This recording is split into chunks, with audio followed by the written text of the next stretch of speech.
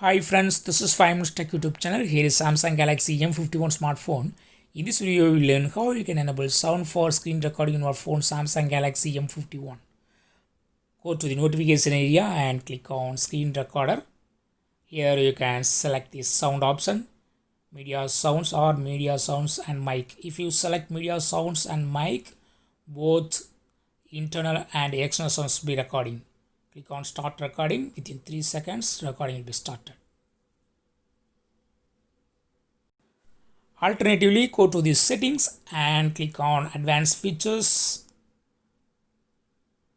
screenshot and screen recorder.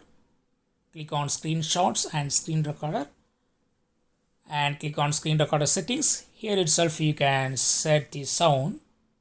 Select media sounds, no sounds or media and mic. If you select media and mic, both sounds will be recorded.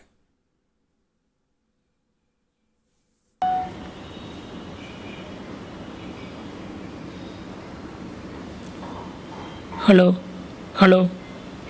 screen recording sound checking, thank you. Now I cut the screen recording and play the file from notification. This is the file.